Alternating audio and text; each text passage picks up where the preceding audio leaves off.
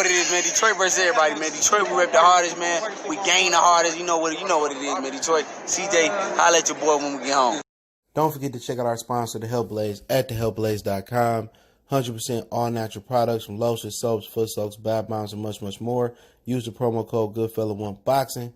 Tell them your boy CJ Goodfella sent you. Get 18% off. We out. All right, this is the first video I'm cutting this morning. I don't know if it'll be the first video I'll upload, but yes, Leo and Gervonta Tank Davis will be announcing their fight pretty soon, so we'll talk about that. But first, Eddie Hearn was on Sky Sports Boxing. I put the video in the description right around, I think, the 14-minute mark. He discussed that Kell, Brook, and Terence Crawford won't happen. Let's talk about it. That subscribe button, bell icon button, share the video. I told you guys this a few weeks ago. Money ain't right. You know, Bob Arum don't have the money to put that fight on without a live gate. So I know they was trying to put that fight on pay-per-view, and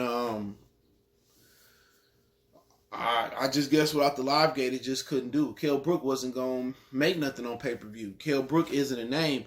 And this is the problem with the money line in boxing. Crawford wasn't taking a step back. He took a step back the first half of his career, you know, fighting in barns and fighting in front of no fans.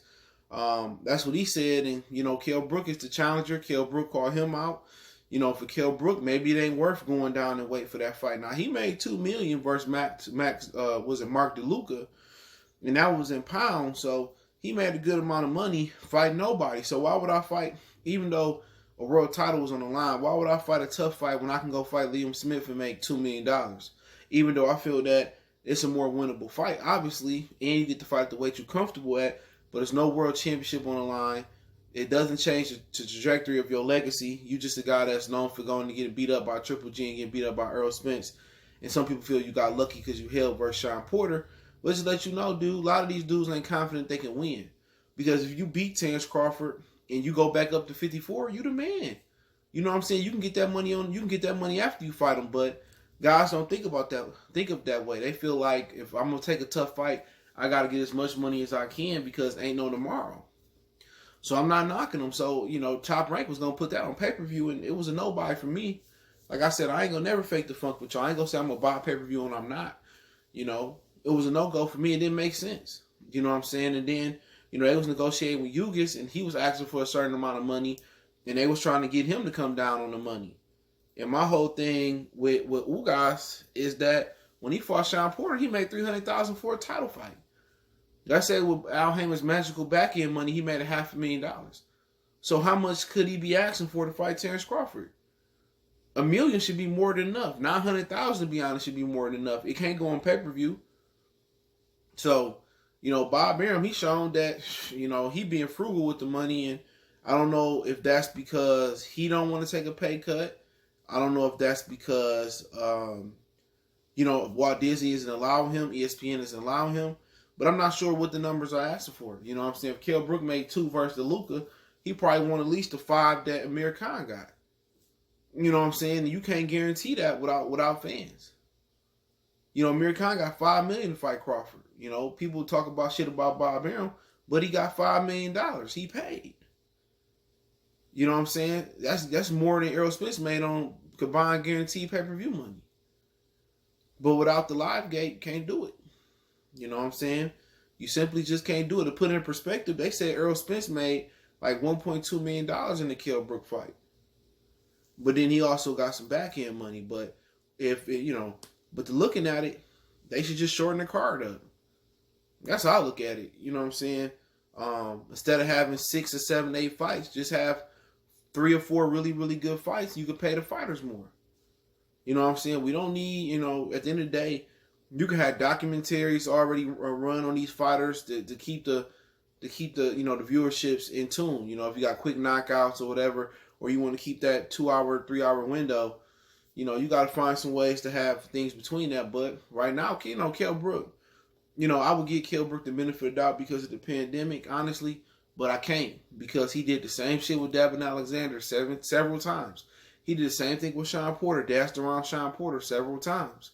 He has a reputation for pulling out of fights. Recently, he just pulled out of a fight with Jaime Munguia before Munguia dropped the belt.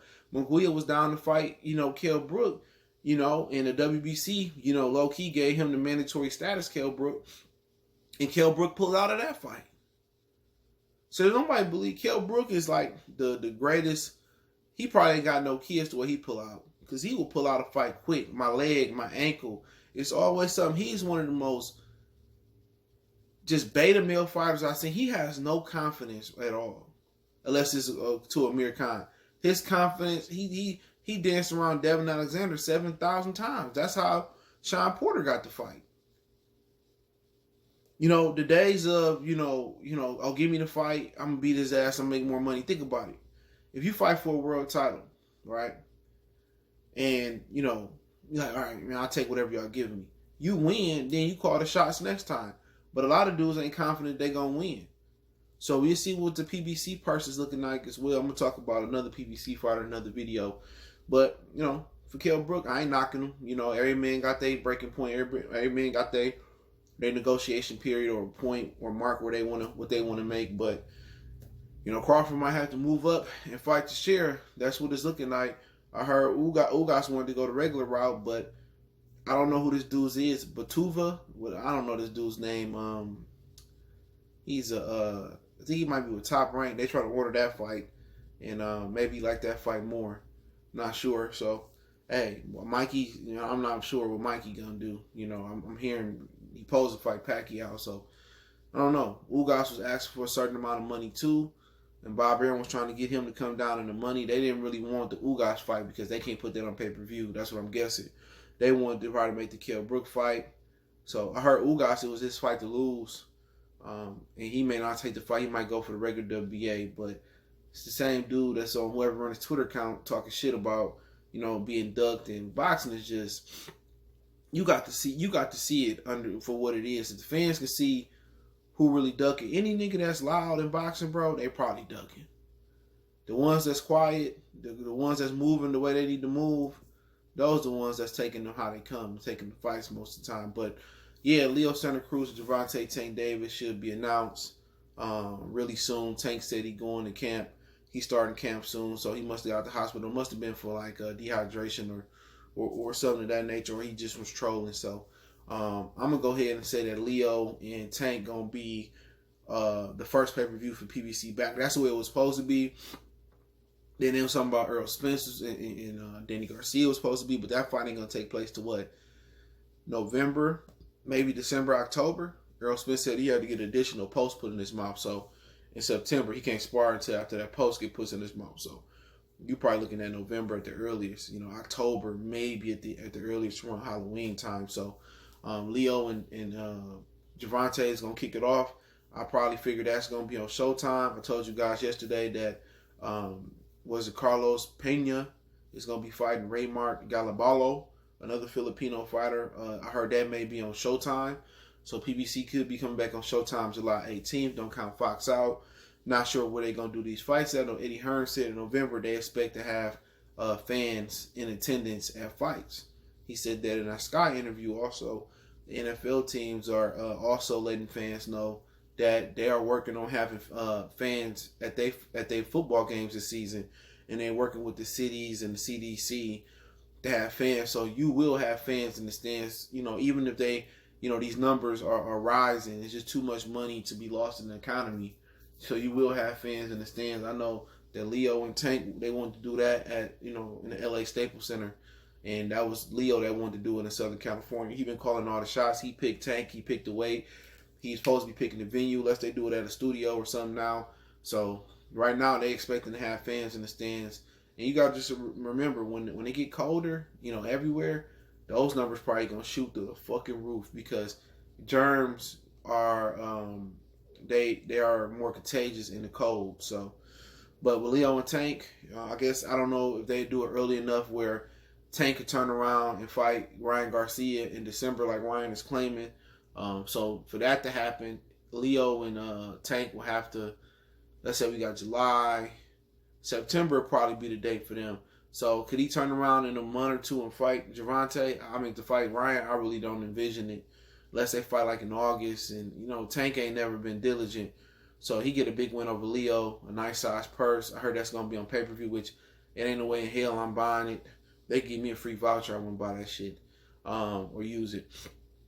I still stream it. I don't like neither one of them at this point, but maybe so. Maybe Ron just talking out his ass. So Leo and Gervonta should be announced pretty soon. Like I said, Gervonta said he heading to camp. Leo kind of been in a pre-quap. So Leo has been getting in shape, staying sharp. Tank kind of been getting in shape, but Leo been getting in shape the whole time. So they've been sparring and getting to the gym and running and stuff. So, at the end of the day, most people feel like Gervonta gonna run through Leo. I have my reservations about that, but I do favor Gervonta to win the fight. But hey, let me know what you guys think. Don't forget me on Facebook, Instagram, Twitter. You can reach out if you got business, question, inquiry, sponsorship, video requests. Keep sharing the videos. Want to make a donation to the channel? Cash App, PayPal, description. Best way to donate, share the video one time for the one time we done.